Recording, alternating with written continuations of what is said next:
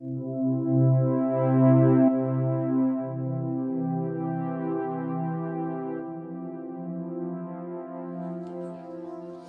I'm Rob Parker. How many people have delved into Gendlin's philosophy at all? Oh, wow. Okay.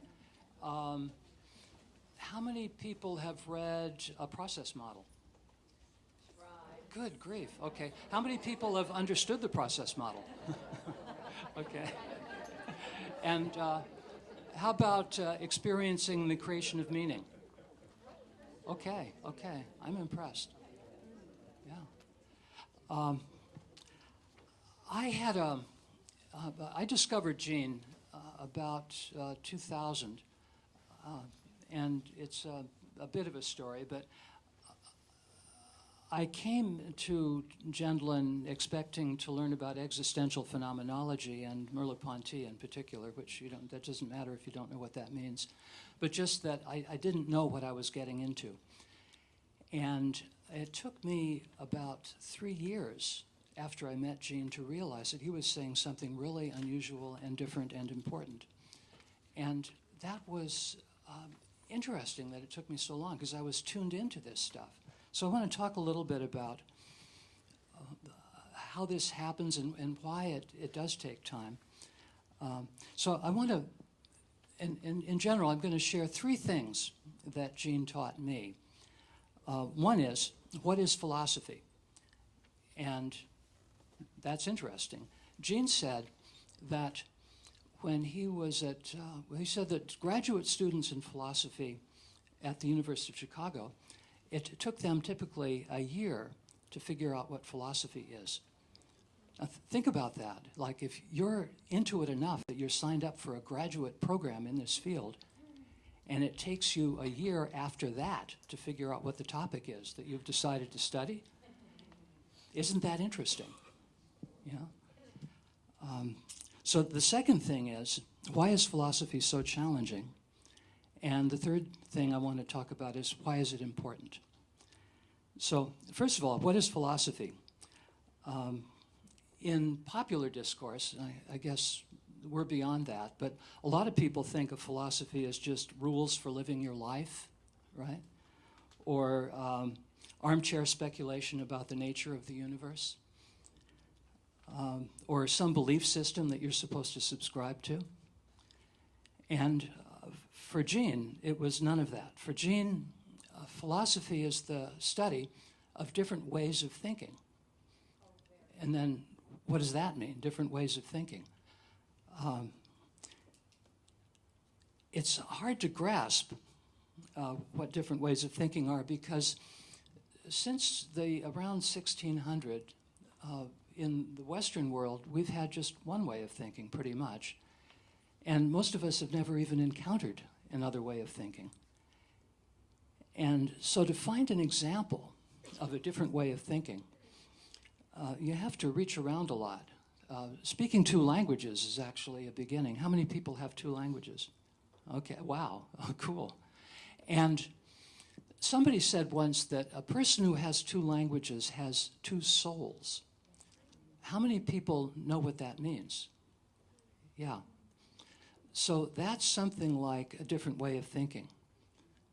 That it's like a different universe when you enter into a different way of thinking. It's like having 2 worlds. Another way of pointing to this is by pointing to history. And we can look back to the last time that we had a different way of thinking, which was before the scientific revolution. And I trace that from Copernicus. And so you all know, of course, Copernicus produced the idea that the Earth goes around the sun instead of the sun going around the Earth. And that seems like a fairly simple thing, right? The Earth goes around the sun, or the sun goes around the Earth. You'd think it would be easy to understand, right? It's not hard for us to understand. But it was actually extremely difficult for medieval people to understand that. And the reason is that they had a different way of thinking. For us, the world is made out of matter, stuff, and it's affected by forces that we would call energy. And that's just basic and obvious. Everywhere you look, you've got matter, and you've got matter getting rearranged and making different things. If you try to understand why something happens, you understand it in terms of the rearrangement of matter. What happens, when I plug my laptop in here, we can understand that in terms of electrons and the physical position of the laptop and the cables, and it's all to do with matter getting rearranged. You put salt into water and it dissolves. The molecules of salt are dispersing within the water, and so that's rearrangement of matter. You get into a fender bender with your car, and that's a rearrangement of matter, right? So everything can be understood that way, and that's just a simple, basic, obvious way of thinking for us. And the medieval people didn't think that way. And so in medieval Europe, a common way of thinking was that the universe was made out of 5 different kinds of things. So you had earth, air, fire, water, and ether. And earth had a property of being inert and doesn't move very easily, and it's heavy, and it also changes. Things made out of earth are corruptible. And then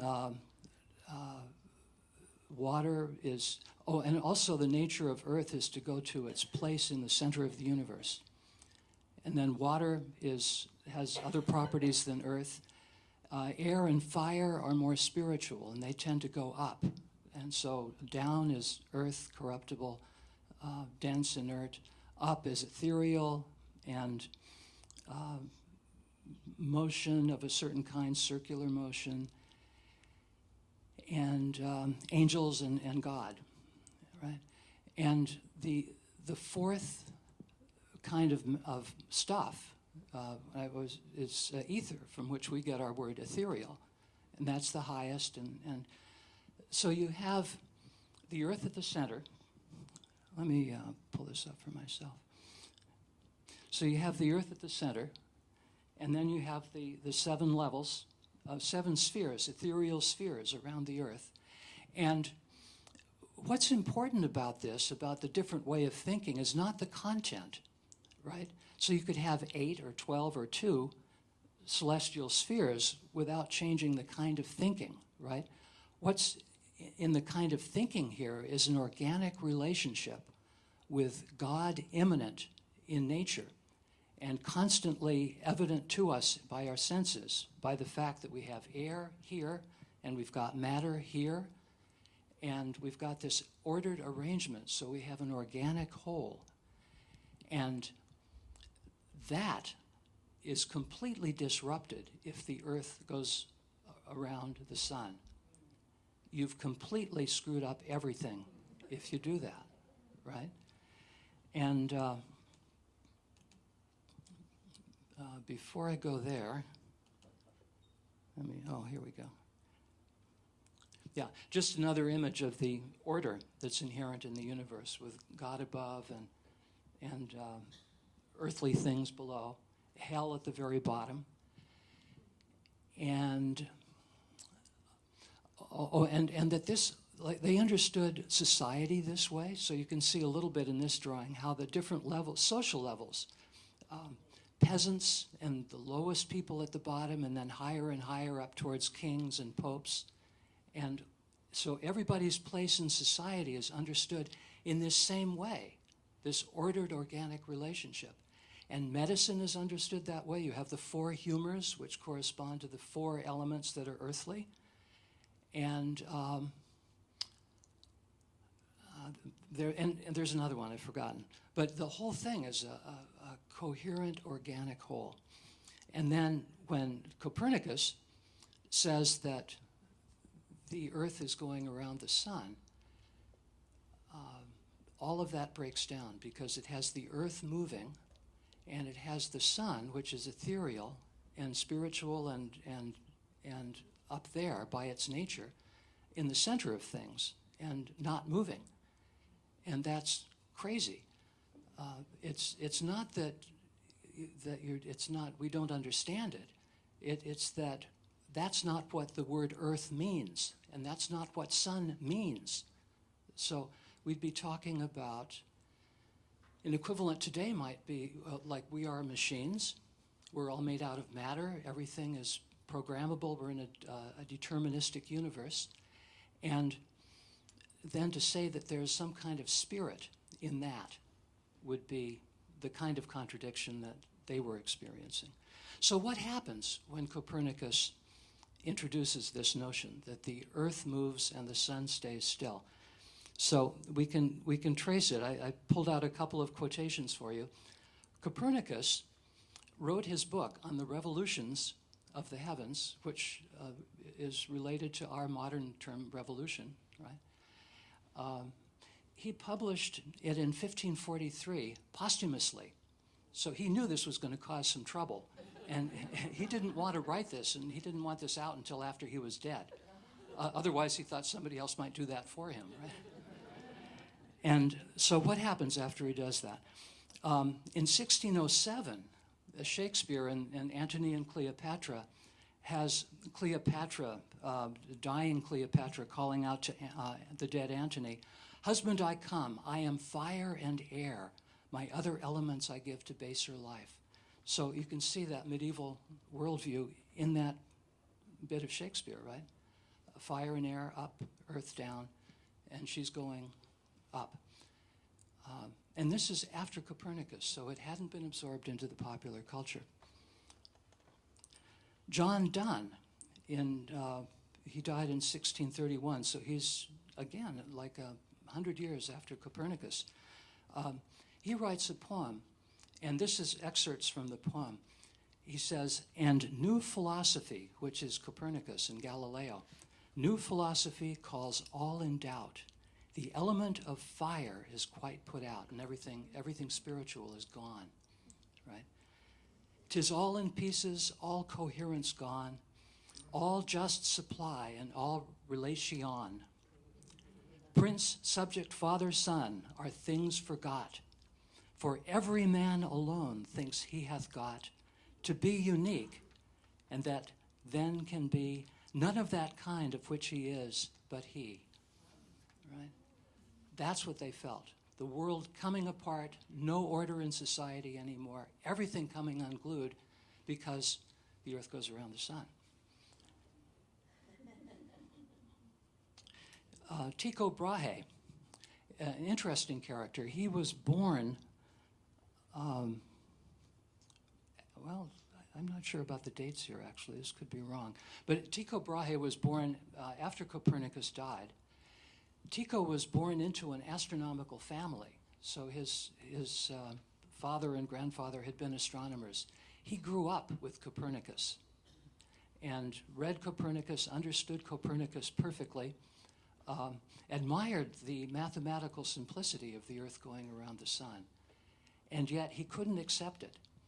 And the reason he couldn't accept it was because the nature of the earth is that it's the center of things, and it's dense and inert and doesn't move. And the sun is ethereal and does move.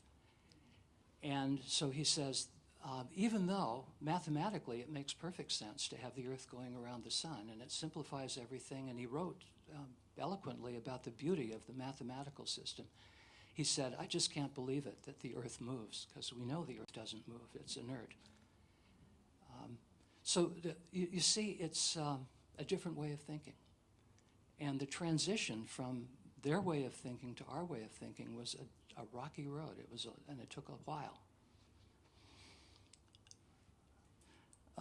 Goethe sums the whole thing up in the early 1800s. And they're not over it yet in the 1800s. But Goethe says, "Perhaps a greater demand has never been laid upon mankind, for by this admission of Copernicus's theory, how much else did not collapse in dust and smoke? A second paradise, a world of innocence, poetry, and piety, the witness of the senses, the convictions of a poetic and religious faith. No wonder that men had no stomach for all this, that they ranged themselves in every way against such a doctrine." And Matthew Arnold, the Victorian poet, looking at Dover Beach at full tide, he says, "The sea of faith was once too at the full, and round the earth's shore lay like the folds of a bright girdle furled. But now I only hear its melancholy, long, withdrawing roar, retreating to the breath of the night wind down the vast edges drear and naked shingles of the world." So late 1800s, and they're still struggling with this.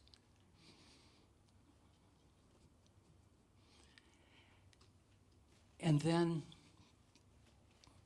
Herbert Butterfield, a historian, looks back on this, and he says, "The supreme paradox of the scientific revolution is the fact that things which we find it easy to instill into children at school, because we see that they start off on the right foot, things that would strike us as the ordinary, natural way of looking at the universe, those things defeated the greatest intellects for centuries, defeated Leonardo da Vinci, and at the marginal point, even Galileo, when their minds were wrestling at the very frontiers of human thought with these very problems." So this obvious way to think of the world made out of matter and everything being basically the same was not obvious at all. And the smartest people in Europe struggled with this for hundreds of years to grasp this idea. And so a different way of thinking can be seen there, right? That what is so simple and obvious to us was not simple and obvious to other people at all. And so we can go a little bit deeper into different ways of thinking and look at why is it so difficult? Why is it so hard to make these transitions? And we can start off with a slide which I think probably some of you have seen before. How many people know that picture? Okay. How many people see a figure there? How many people see just a mess of black spots? How many people aren't voting? What? How many people see only a bunch of black spots? Okay. How many people see a figure? Oh, we have it up here. Okay. How many people remember, if you see the figure now, was there a time when you saw only black spots? Yeah. Okay. Now, for the people who see the figure, how many can look at the place where the figure is and see just black spots? Can you look at where the figure is and see not the figure, but just the black spots? It's really hard to do, right? For the people who see only black spots, can you see the figure? No. Okay.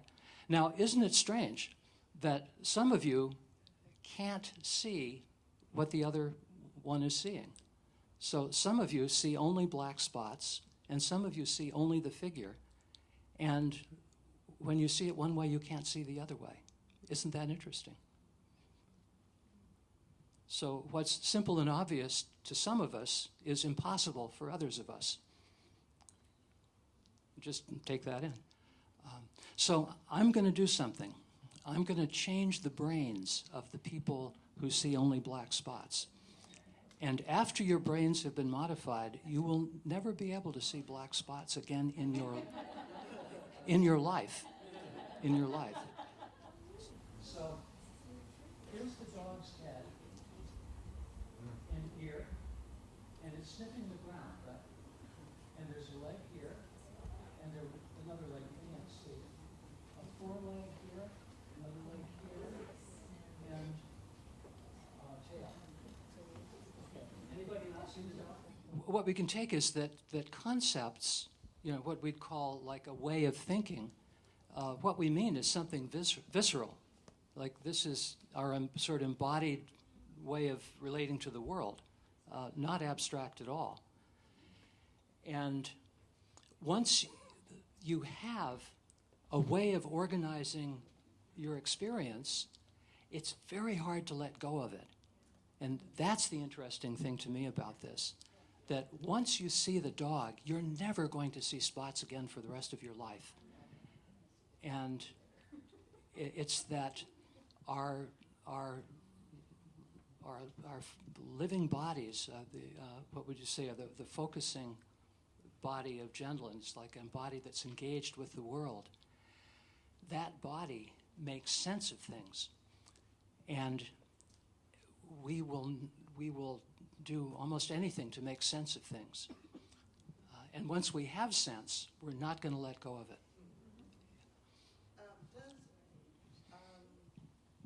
Does being told... Oh, hello. Does being told what the image is overlay our original thoughts about what the image was? Check it. Like once you tell me it's a dog, does my thought that it's a bear walking away from the tree of life, like, get tossed or? Check. Look inside. What happens? No, I'm still seeing the bear. Okay. So, and then it leads to the next thing that I want to actually point to, is that if there's two ways of seeing something, then you're freed from both of them. So, I'm going the wrong way. Yeah. So here's something that can be seen easily in two ways, right? And then feel what happens. If you can see it in two ways, then you're not locked into anything, because if it could be two ways, then it could be three ways, right? And this is one advantage of learning philosophy, learning to think in a different way, because then you're freed from the locked-in Western, what Jean calls the unit model, the Western scientific worldview. Does that make sense? Yeah. Also, it was my understanding that part of Copernicus was that he thought it was absurd that the sun wasn't in the middle, because he equated it with God. So he didn't see it as sensible that the earth wouldn't, or he was also coming from a mystical Christian perspective, but he flipped it in a way that it was still coherent. Right, right. So a different way of thinking allows him to see different things. And this is another advantage of having, like getting deeply immersed in a different philosophy, a different way of thinking. Because once you can experience things in general differently, any specific thing you run across, you can experience differently, and you can come up with new understandings. And that can be useful.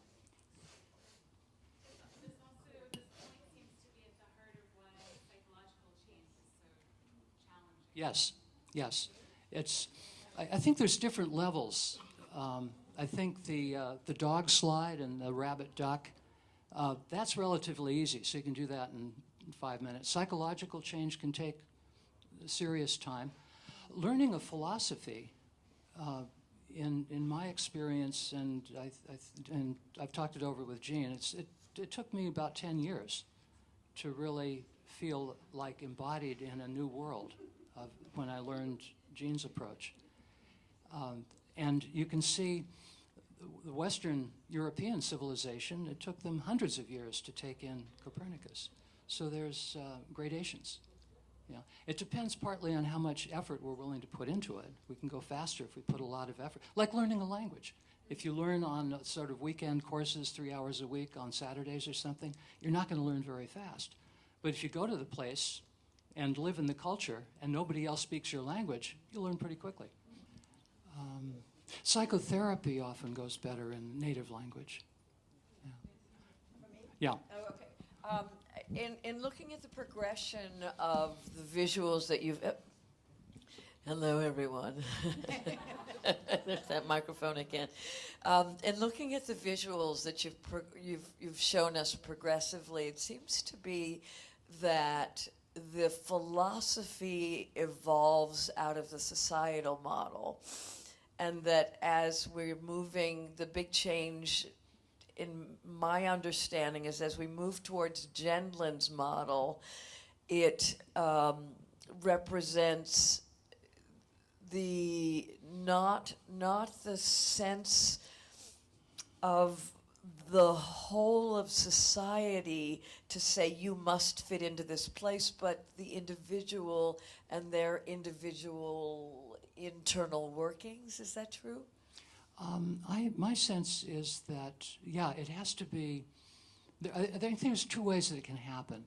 I think it's an individual thing at the beginning. Yes. So what you have is a group of malcontents who aren't happy with the way things are supposed to be, who are looking for something different. And they tunnel into it because they can be fierce. Yeah. You know, like it takes some effort to do it, and they've got the energy to do it. Like I grew up very unhappy in like a North American suburb, which to me, like, it was like living in the middle of the Sahara Desert. It was just horrible. And so I was looking for something different. So I was ready for this. Others who are happy don't take it on. But gradually, if it's resonant with the culture, it spreads. And so I would say by personal effort, it takes years. And by osmosis, it takes like centuries. You know, so it's very slow culturally. Although it depends, I think, on if there's a big crisis, which I think there is today. I think many people are unhappy with the current understanding, the materialistic, reductionistic science. There may be more motivation. Change might happen faster. But it's, yeah, it's an adventure. Do you think this kind of work can help expedite that process? I do. Oh, absolutely. Yeah, Okay. I do. So that's Okay.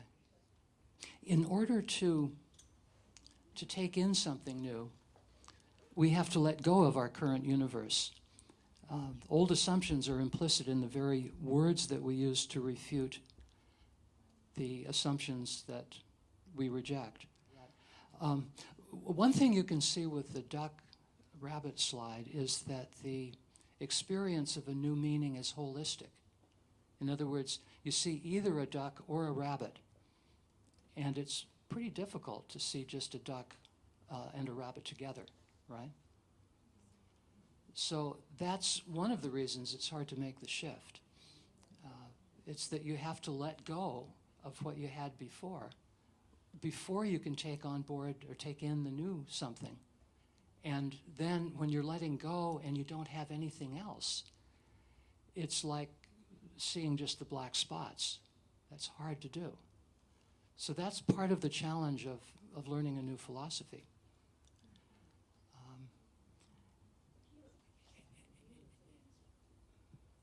Yeah. I noticed that conceptually, if I allow my eyes to see the tip of the beak and the little curve of the mouth, then I can start to conceptually bring them together. But I almost like have to direct my eyes to the outside of the image at both ends. Huh. In other words, you're looking at the outlines and not at the internal structures. Well, actually, it's not so much an outline as a point, like the point of the mouth, Yeah. the point where it indents. Which mouth? The rabbit's The mouth? rabbit's mouth, Uh-huh. and then the points of the beak. Mm-hmm. And if I allow my eyes to stay at the edges, then both images can exist simultaneously. Oh, I see. Let me try that. Let's see, I got it here. What my mind wants to know is, what is it that has a mouth at either end? And then I don't get anything.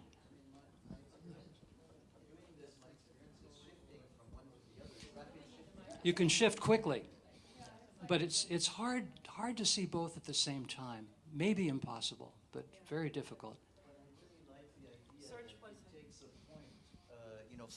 It takes one point to reorganize. What you're saying is organizing experience, and so focusing on the mouth or focusing on the other beak, gets to organize the whole experience. Yeah.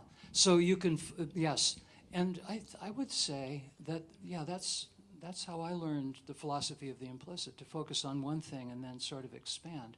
But there has to be a point where you make the Gestalt shift, and that's the place where you have to really give up your old way.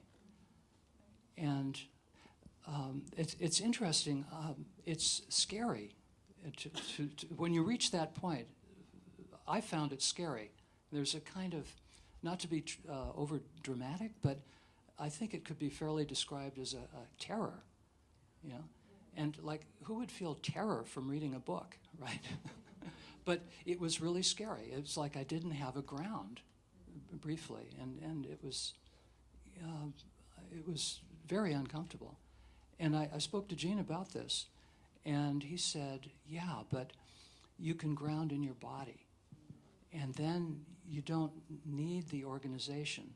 Like, the different organizations are all referring to our experience.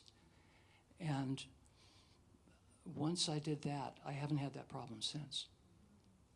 So, like, knowing focusing can be helpful here. Yeah. Okay. Betty? Oh, Betty. No, we're recording, so we really need people to. The first rule of wing walking is don't let go of what you've got until you've got something else to hang on to. And to me, it gives me that sense of terror if I'm holding on to this strut and the next one is not reachable and I'm flying on a biplane way above the earth. That terror that I have to let go in order to reach the next. So that's a visual and visceral sense for me. Yeah, yeah. And it's sort of like, that's what it felt like to me, is like I'm on the wing, and now I don't have anything to grab and except what I'm holding on to, and I'm going to let go of what I'm holding on to.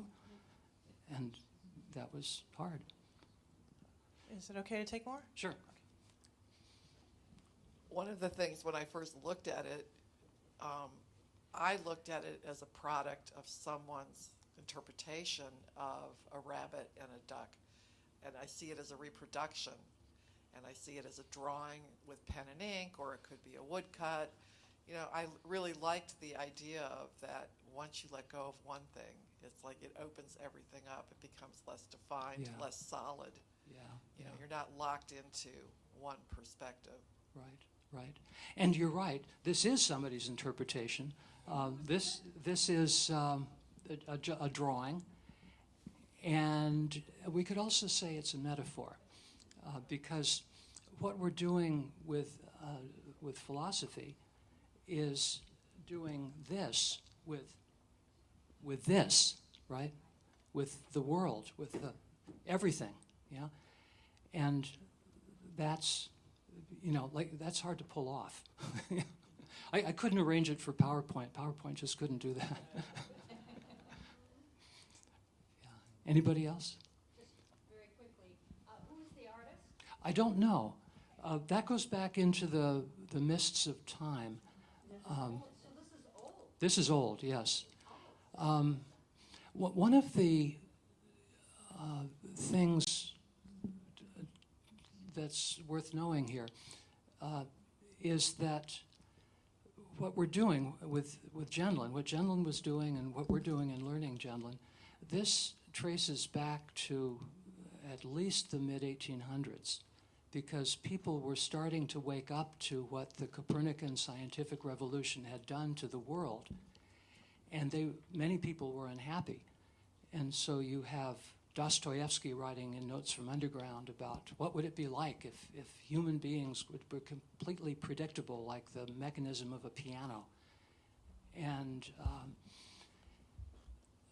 others, like a PhD student in mathematics in France was realizing that time couldn't be modeled mathematically the way he thought it should be modeled mathematically. And so he asked for extra time to finish his dissertation. And the extra time amounted to the rest of his life. And he went into philosophy. He realized that time can't be modeled. So that was Henri Bergson. And then you have others. You have Heidegger and Whitehead and Merleau-Ponty. And so this is a development. And so it's been going on for a while. And this is a kind of, in my mind, a fruition of the work of many people. Yeah. So making the change in the world, so to do it with a rabbit and a duck and somebody's interpretation of a rabbit and a duck, that's easy. But to shift the world that takes a long time, and it takes some serious effort. Even if you're finding it in your body, it's still a lot of work to re-experience everything in a new way. Vastly rewarding, vastly worth it, but very, very difficult. But I found a shortcut. And the shortcut is this: we can't do the whole shift, but you can do part of the shift. And one way of describing it is, if you look at the duck's bill and block out the rest of the duck, and just see the duck's bill, then if you're curious and interested, you could see how that could also be like a rabbit's ear. So if you take just part of the whole gestalt, you can shift just part of it relatively easily. And we can do that with the world by taking just part of it. And so we are going to be like this is a fictional medieval person who was able to look underneath the curtain of the accepted reality and see something much larger and vaster beyond. And he's sort of peeking under the curtain of the accepted worldview.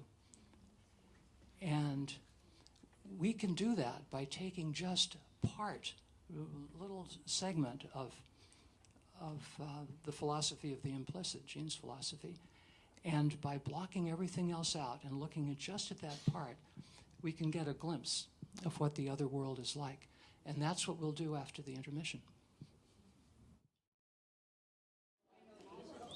One interesting thing about the duck-rabbit slide and also about philosophy is that to argue about which way of seeing, thinking, experiencing is right is just a waste of time.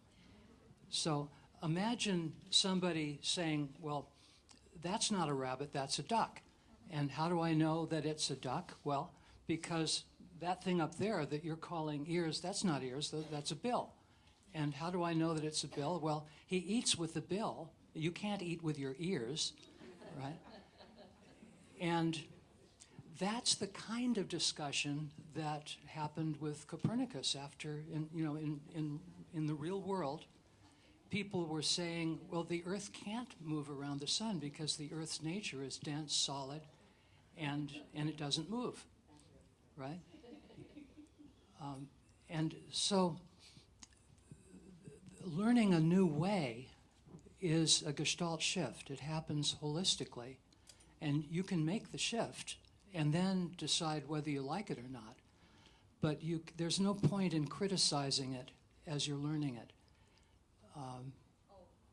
Jean said to me once, I was reading Kant, and he said, if you criticize Kant before you've really understood him, then you're not confusing Kant, you're confusing yourself. Yeah, so it's trivially easy to read any philosophy and find what's wrong with it, because the new philosophy is changing everything. And so anything you pick is going to have something wrong with it if you don't make the shift. So what we're about to do is make a shift. And the little place, the place where the bill turns into an ear is with time. And I want to talk about our everyday understanding of time and then suggest a new way of understanding or thinking about experiencing time. The usual way is spatial. So time is like space. We look forward into the future. We look back into the past. We're living at this point in time. We imagine a kind of a timeline, right? And where we are in time is really marked by our position on the timeline, right? And we have the timeline marked off in units, minutes, seconds, days, hours, yeah. How many people recognize that? Yeah. So that's kind of a taken for granted that we're like fish in water. That's the way we experience time.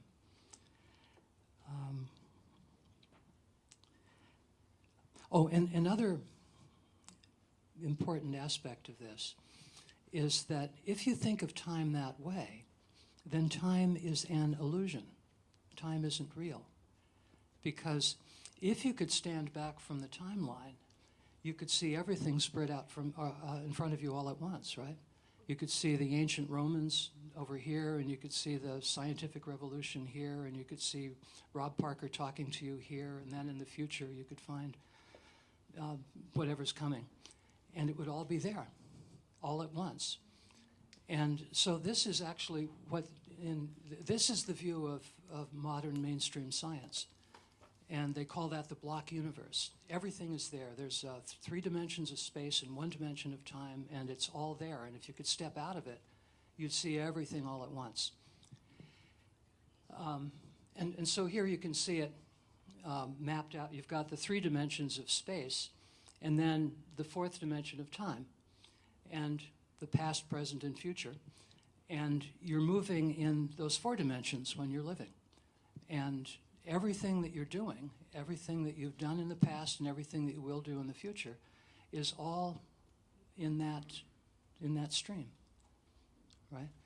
And that's how come you can have like science fiction movies of time travel. You can have Doctor Who going back to way back there or going way, way ahead in the future, because it's all laid out and it's just traveling along the timeline the way you travel along a spatial dimension.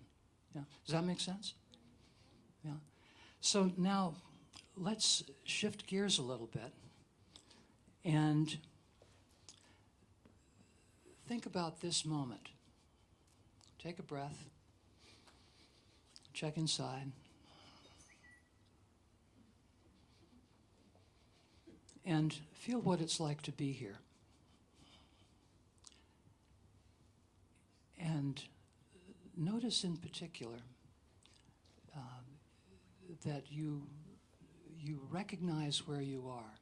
So you know some of the people, you know who I am, you know what's going on, you know how you got here, and you know where you live, and you know what your plans are.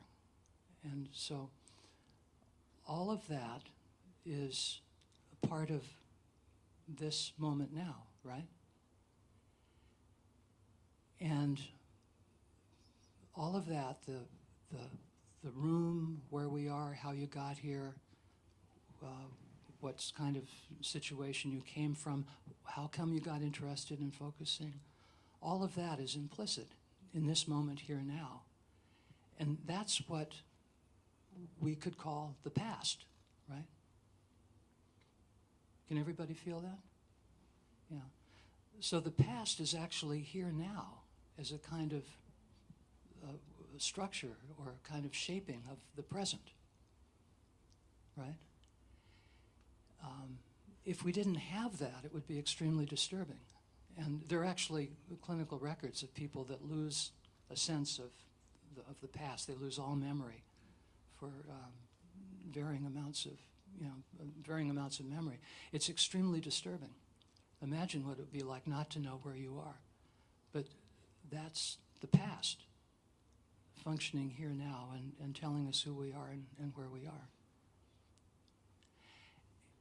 And then notice also a kind of feeling about what might come next, like what's up for lunch and what's happening tomorrow, and then what are you doing in the world that you go back to after you leave this conference?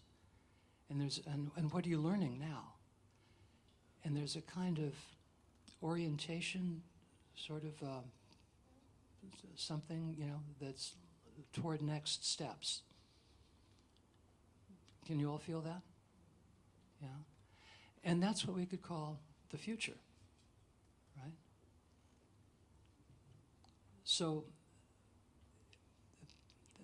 what we call past and what we call future are not on a line at all. They're here now. And they're functioning actively now to shape this moment and make it what it is. And without the past and the future shaping this moment now, this moment would be impossible. Right? Everybody feel that?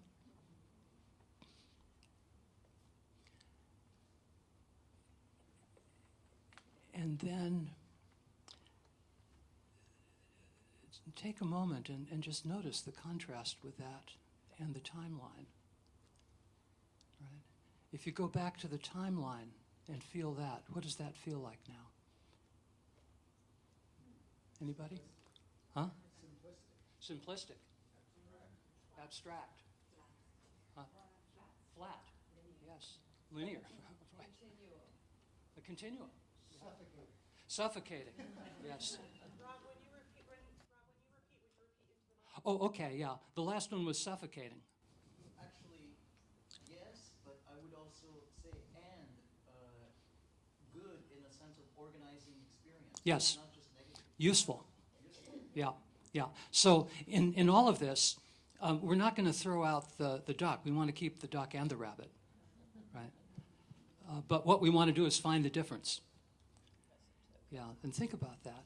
How do you know when you were born, right? How do you know that there was like World War II? Or how do you know what happened yesterday? It's all here now, implicit in some way. We either find it by the going into the structure of this moment more deeply, or else by looking it up and trusting somebody here now or a book here now that can confirm this. So if you ask yourself, like for example, where was I on July 4th, 2010? And look at the process that you go through. I'll leave you to do it for a moment, and then I'll talk. So what happens for me is I think, okay, where was I living back then? And who would have been around, and what would have been going on? And like July 4th is a holiday in the US, so that would have been some kind of celebration. And sort of figure it out that way. And usually it happens very fast. So a guy named Ulrich Neisser did a cool study of flashbulb memory, which is when like you remember some important event as if it were a photograph, like a flash, and you're there and you remember all the details. It's like seared into your memory. And so when the space shuttle Challenger exploded, and everybody saw that on television, he was teaching an intro psychology class at Cornell, and he asked everybody to write down where they were and what they were doing when they learned about the Challenger explosion. And then 4 years later, they're mostly still in Cornell, and so he could call them all back and ask them to write down again where they were and what they were doing, and how vividly do you remember it? And what he found was that many of them had flashbulb memories, which is this vivid sense that it's seared into your consciousness, and exquisite detail of it. And he found that all of the recollections were inaccurate in varying degrees. And he also found that the degree of certainty that they felt, like the flashbulb quality of seared in your memory, had no relationship to the accuracy of the actual recall. And he also, being a cognitive psychologist, he went into trying to recover the correct memory as if it were there, right?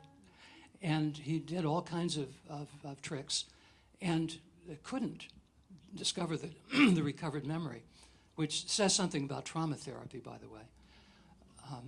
And then in the end, in kind of last resort, he gave them their original description, so they had it in front of them. And people said, well, that's my handwriting, but I sure don't remember it that way. Yeah. So it didn't help. And what that points to for me is that we are creating all the time our memories, and we're doing it based on our experiences and what's going on and associations that we make. So the past really is here now, structuring the present, and also the present and living the past now is a kind of restructuring the past. Yeah, that's schematized by schematizing in process model language. But this is a real thing, right? Can you all feel this? Yeah. And then the other thing about it, look at how that compares with the timeline. Jean calls our current way of thinking the unit model, meaning that we see things as fixed patterns. Things are just what they are, and they can be moved around and reorganized, but they stay the same units, like atoms or subatomic particles. And that they can be measured. Things can be understood mathematically. And so the relationships and quantities and qualities and velocity and all of that can be measured mathematically. So it's a kind of a mathematical, abstract way of understanding things. What does that do? That strips out everything about life, right? Mathematics is eternal. 1 and 1 is always 2, and it's outside of time. Our concepts are largely outside of time. A chair is a chair. It's like the idea of a Platonic image of a chair that's timeless. And then we recognize the physical thing here because it fits the pattern of the Platonic chair. It's an abstraction, and it strips the meaning out of our lives. So if this here now is a point on a line, and it's distinguished by its position on this line, then all the meaning about how we got here, why we're interested, how we're feeling, none of that goes there, because all of that is part of the developing structuring of the past functioning now. Yeah. Can everybody feel that? Yeah. So you can see, like, that the timeline model is actually, to the extent that we really believe it, we're doing violence to ourselves, right? We're taking the humanity, the experiencing, the being out of our lives. And our typical ways of learning about one another are violent. Yes. And do you want to say more? Wait. I'll let you repeat. Our typical ways of learning about each other are violent. Right, the whole, when were you born, where are you from, what did you do at this time in your life? Did you go to summer camp? Did you That's do right. this? Did you do that? Yeah. You know. So we're talking categories and numbers. Yeah, tell me all of this as if it's going to help me understand what it's like to be you right now. That's right. It's Yeah. just going to let me form something based on all of my experience Yeah. and who I am. It doesn't actually do anything Yeah. in That's any right. sense to... So we want to also acknowledge that the unit model is very important, and we're not going to get rid of it. Like, the unit model enables us to all be here together and have fantastic PowerPoint and all of this cool stuff.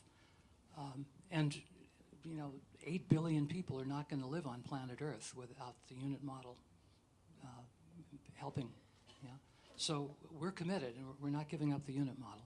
But we want to know the difference between different ways of thinking, experiencing. And one of the things that the unit model does is it strips everything down to bare abstractions. And what gets lost in that process is a lot, but it includes us. We get lost in that process. Somebody over here? Yeah, I just had a question. What this is raising for me is some of the writing of Dogen, the Zen philosopher and poet, and I wonder if it relates to... Let's wait and see. Okay.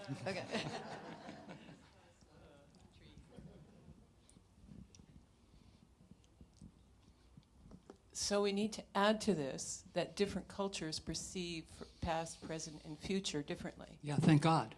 So when I initially learned some basic Chinese, one of the things I learned is that the Chinese see the past in front of them.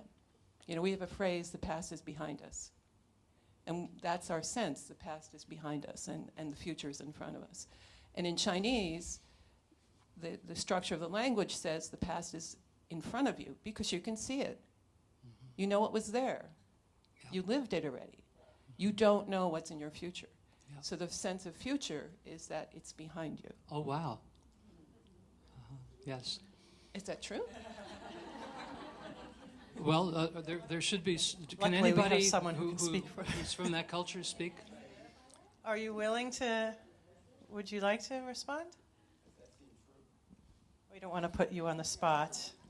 I can say by like Chinese language, we don't clarify past, present, future in our writing. That obviously, like in English language, we have grammar to know, oh, it is the past tense and stuff. But like in Chinese, it's all the same. Yeah, there's no tenses. Yeah, there's no tenses. So that's what I will notice. Right. Yeah. Fewer tenses and a different perception of time. Yeah. Yeah. One aspect of it, which I'm not the expert. You're the expert, but here's my sense of it is that having an ideographic language affects how one thinks. So one experiences in the ideographic language just what's there in the ideograph, even although it's ancient and it's, you know, the original meaning has to be teased out if at all, but it's right there. And a picture, they say, is worth 1,000 words. There's a lot implicit in an image. And so there's a deeper, I think it correlates with a deeper appreciation of the implicit in Eastern cultures, in China and Japan, for example, is my sense. Does that make sense? Or? Oh, Lord. Yeah, I'll shout to me and I'll repeat it. No, that's not. Yeah, she's being drowned out by the chuckles. Yeah, just the language development in China is based on picture. Yeah, so Yes. We are very visual when we learn our language because it's the characters. Each stroke kind of it's like a combination of different images. Yes. Yeah, it Yes. started like that. So when I learn English, maybe it's a different concept. Yeah, so because it's not that pictorial, but I will learn it based on the tenses, you know, grammar and hearing, like the alphabets. And so when I have to do translation, maybe I do have to think. Yeah. Okay, so it's a little bit different, you know. Yeah. Some sentences, how I structure it, so it makes sense to the audience if it is from the East. Yeah. Yeah. There's a much richer implicit in an image than in a concept. Concept is just what it is by definition. And Well, I taught high school for a while, and I had a student whose first language was Chinese, and everything was in the gerund form, going to the store, reading a book, so it was always the eternal present, yes, everything yes, she wrote. Yes. So I see there a little person in the diagram inside space, and you were describing that an experience where time is actually in us, like space is in us as Right, well, right, like right. space between thoughts, Right. say. If So we're looking just at the rabbit's ear, if we stray too far, the whole thing's going to break down because then we're going to have to change the whole world. But try it, but it might not work. Yeah. So I'm curious about that relationship between time is in us, or are we in time? Oh, okay.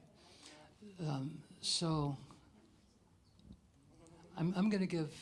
I think I'm maybe giving short shrift to, but if we ask that question from the orientation of a Western understanding of time and space, then it's not going to make sense. We're going to say that the rabbit's ear can't take in food. If we don't do that and we try to expand on what we mean by time and space, then we need a couple of years. You know, it's more time would be needed.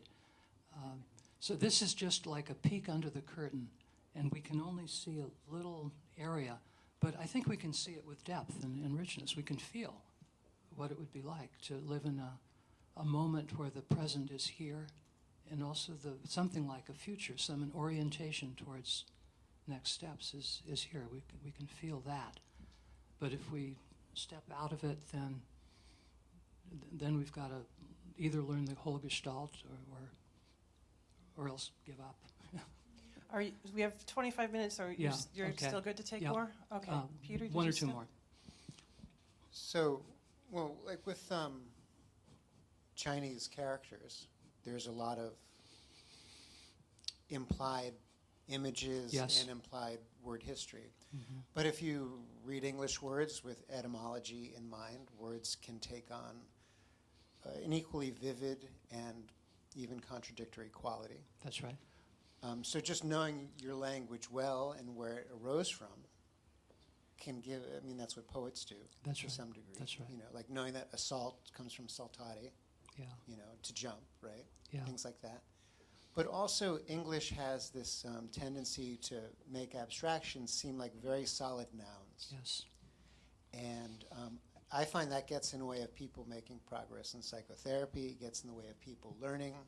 It gets in the way of everything. Of everything. But English is particularly burdened Yes, with that. yes.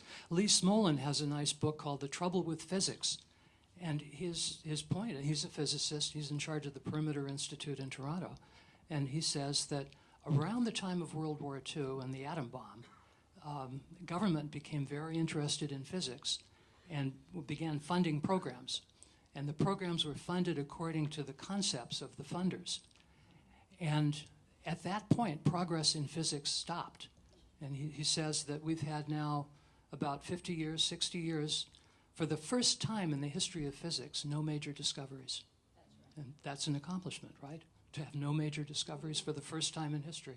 So it's like our fixed concepts. When we know, one person said, if you know what you're doing, you're probably doing the wrong thing. Yeah. So our concepts. And yeah, so what we're doing here is getting a little taste of what would happen with time if we experienced it in a different way. So I want to go back to that. It's okay, it's okay. Oh, So I will. Just the thing that keeps striking me as you're talking is, for instance, when you have that chart of the past, present, future, of how the dimension that's added is the dimension of experience. And so it's not something objective and has an existence in and of itself, but it's something about filtered through the existence. Then you bring back the discussion of the duck and is this the ears of the rabbit or is this the bill of the duck? And the question is, it's absurd to discuss it is or it's not, but it's totally right. In my experience, it's that. And so we come to that notion of what gives meaning to more than one person is when there's a shared experience that they can see together. Yeah. And shared concepts kind of create a group identity, right? And we see that with the culture wars, and we see it all kinds of places that, it has to do with bonding us together, which makes the shift even more difficult and maybe risky. There'd be places and times when seeing things in a different way would get you killed. And in other places, like in careers and in academia and stuff, seeing things in a different way could lead to being very poor. Yeah. So let's take a look at this time. This is the famous theta. And so Jean says that time can be understood with it's similar to the Greek letter theta. Let me see. I can't do this. this figure over here is a capital theta. This here is a lowercase theta, and this here is a lowercase cursive theta. And when Jean says time is like theta, he means the lowercase cursive theta, which you often won't find because it's not used very much. But that's what he's pointing to. And so here's the proper theta of time. And I'm going to step away from the microphone and try to talk real loud. Oh, good. Okay, great. Okay, so let's see. Which screen will I use? I'll try this one. So Jean is saying if we map this out linearly, so we try to make a process time mapped out in a linear way, and he says, of course it's not going to work, but it helps us understand what he's talking about to see where it doesn't work and why. So he says we'd start off here, and we're moving toward the future. And in moving toward the future, we curl around and we pick up our context, we pick up the past, and then bring that with us to the next now, which would be the next theta, where we do the same thing again. So we're continuously circling around and picking up the past so that the past is always present here now. Not in a passive way, in an active way, that we're constantly living it and sort of organizing and living from it, I guess. It's always shaping this moment. So does that make sense to everybody? Okay, anybody have a question about it? Okay, so then some of you may have seen this figure before in other contexts. Anybody know that figure? So that's where it comes from. That's theta. That's the logo of the Focusing Institute. And so this is what Jean chose to represent the essence of his philosophy. And so it's important. And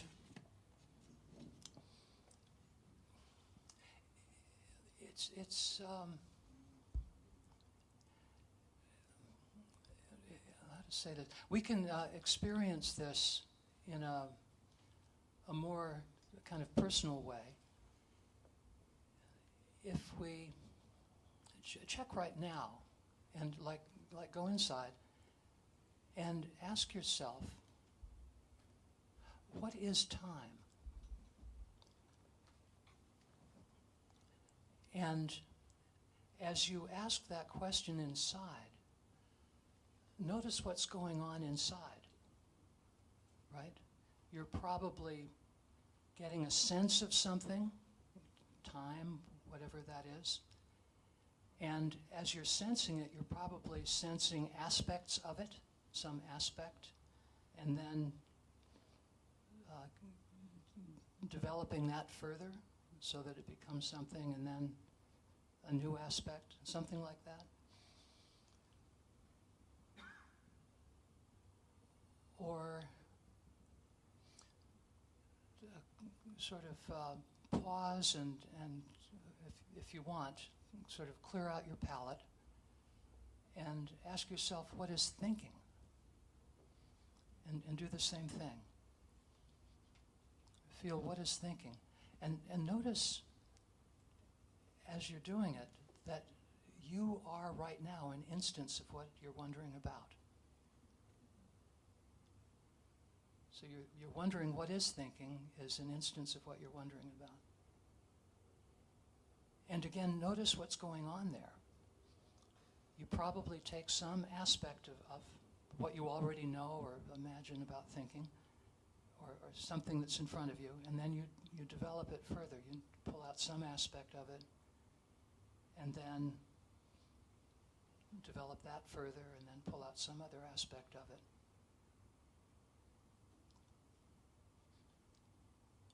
Can everybody feel that? Yeah. And isn't that interesting? So what we're doing is we are going on in our own process. We're going on in our own process. In other words, I ask, like, what is thinking? I've created a kind of a context for myself, a kind of a past. And then I say, well, something about it, you know, it's this or that. And then I've created a new context. And then I say, well, what is that? And then there's a new context. So I'm continuously generating a past that I go on in. And that is our being, right? That's what we're doing all the time. That's being. Yeah.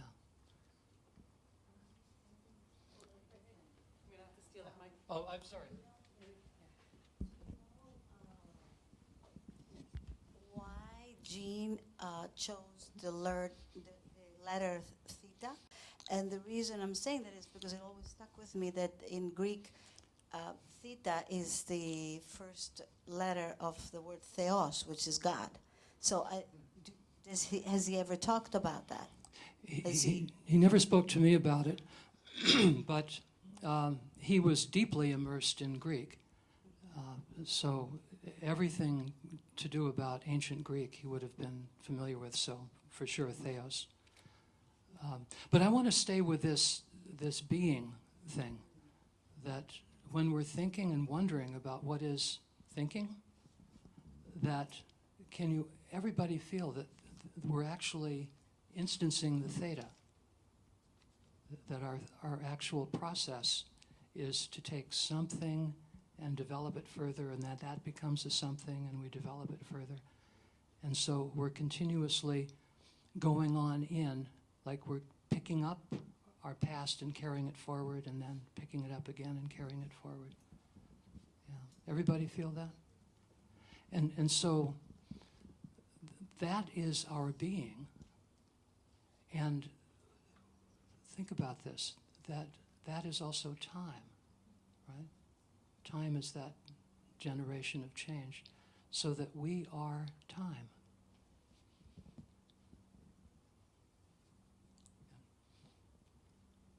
Yeah. Okay. Thank you.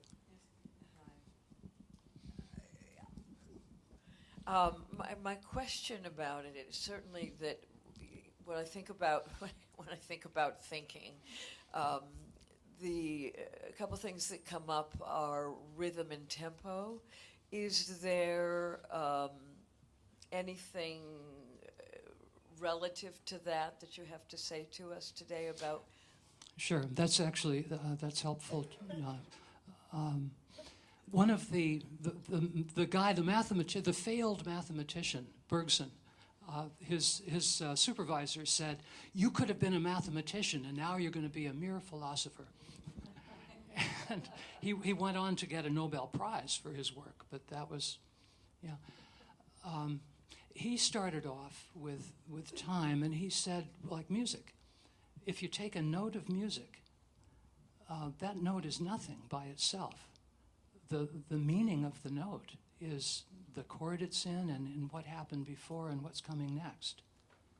And that you can't make a division in music between the present and the past and the future, just like we can't in our lives, because it's a continuous flow. Each bit, anything we point to is flowing from and flowing toward. And that flowing from and flowing toward is its essence. It's not separable out. So just like music. And he actually used that analogy. So if my thought stopped for a moment, that would be like a pause in the music, and then the next piece would come. Yeah, but the trouble is you can't pause in music, right? The pause becomes part of the music. Right. That's what I'm saying. Yes. It's equivalent. Yeah, okay, yeah. Great. And so there's a kind of wonder in this, that we are, whatever time is, this mystery, we are that. And it's our purposefulness, our essence, whatever we are, that's it. And it's not a thing. It's not something that can be defined conceptually, and it's definitely not a point on a line. And so the unit model misused does terrible damage to us without us knowing it. We're like fish in water. And we don't know what anything else. And even when we tip a little bit into something new, the old way of thinking can drag us back. So there's a hand up here. The one in back. Your hand up was first. So then we're always in a state of creating? Yes, we are creation, right? We are continual creation. And so that's the creativity that we're here to learn about. And it's also the essence of focusing, of course, right? That focusing is what? Get a felt sense, but then put it in some symboled form. And then the symboled form isn't quite right, so we get it again, and then symbol that form, but then it's not quite right, so we do it again. So it's this continuous process of going on in. It's the theta. So what we're looking at here is at the essence of focusing, and the essence of us, the essence of being. I mean, it's like a small thing, right? Let's see, yeah. Who is first? Yeah. So if you were to apply the unit model of time to a circular art form, like a song that's verse and chorus, right? The way a song works is that the chorus changes in richness and in inflection every time you go through, and the verse, in a way, changes the context, and then you don't hear the song for a while, and things in your life change, and you go back to the song, and maybe the song is different, or maybe the song evokes something in the past, which your orientation towards it has changed. I mean, that's the power of a circular art form that happens in time, like a song. Yeah. But if you were to apply a unit perspective to it, unchanging units that are just arranged in a certain way, a song simply couldn't exist in experience. Exactly. Yeah. So everything that we consider important would get stripped out. Yeah. And that's, in a way, that's the power of the unit model, that we focus on certain aspects that have certain fixed relationships, and so we can reliably turn on lights or have a PowerPoint or fly someplace. And that's good. But only some things work that way, and only in limited respects. And when you really look at science, the history of science is the history of finding things that didn't work the way they were supposed to, right? So really nothing works that way, but for practical purposes, we can pretend that certain things are always the same, and we can have fixed relationships. But if we include ourselves in that system, we're doing a bad thing. I just want to really appreciate you for what you just said about the history of science, because in the context of the culture wars that you mentioned earlier, the most progressive thinkers can inadvertently join with the most reactionary anti-science people if we confuse the unit model with the scientific method, which is not the same. Exactly. Science is about constantly creating and constantly not knowing and constantly looking fresh and constantly stitching together. The theta, to me, looks like a stitch.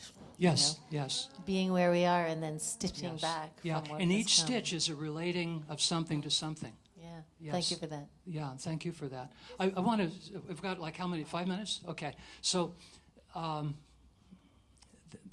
important thing that's often lost is that science is really, in broad sweep, it's about discovering patterns and relating patterns to other patterns. Science does not say what the patterns mean and cannot say what the patterns mean. So the idea that the universe is organized in some holistic way, like the medievals thought, or whether it's fixed units like we think. Science can't answer questions like that. It's not in the nature of science.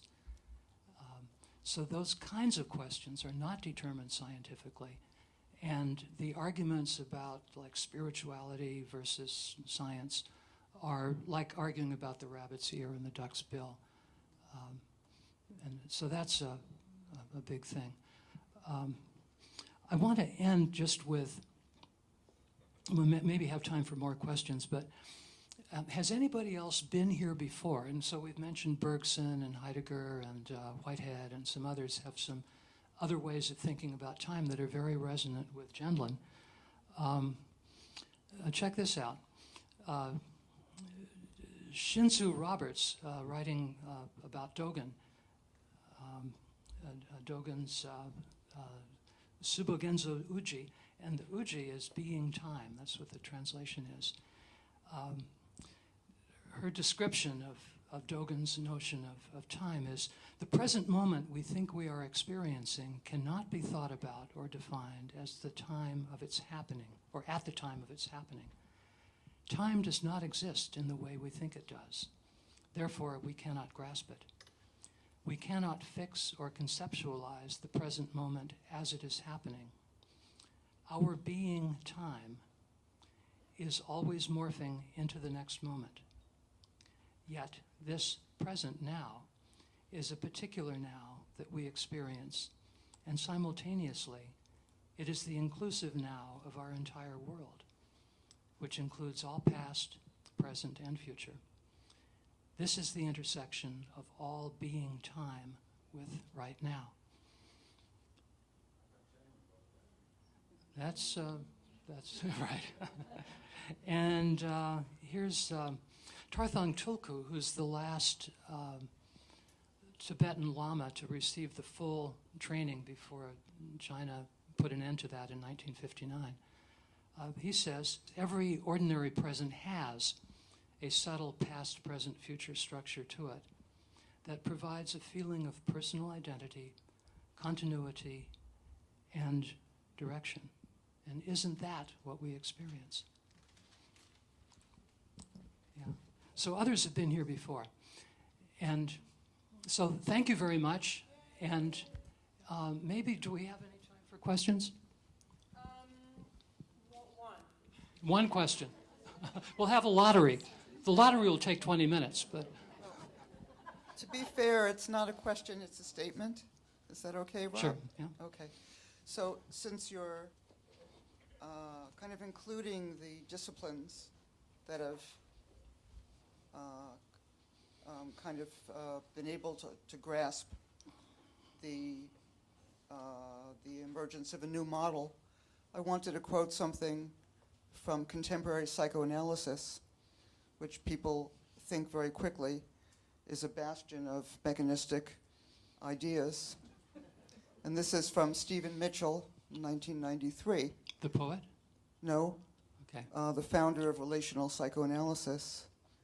Knowledge in our day is considered pluralistic, not singular, contextual, not absolute, constructed, not uncovered, changing and dynamic, not static and eternal. Not static, but eternal. Yeah, yeah. The the ungrounded quality, the relativism of modern times is related to a unit model that has no ground. It's all conceptual, and concepts ultimately come from culture and history. So we pulled the rug out from under ourselves. So, and here's a new ground, and thank you very much.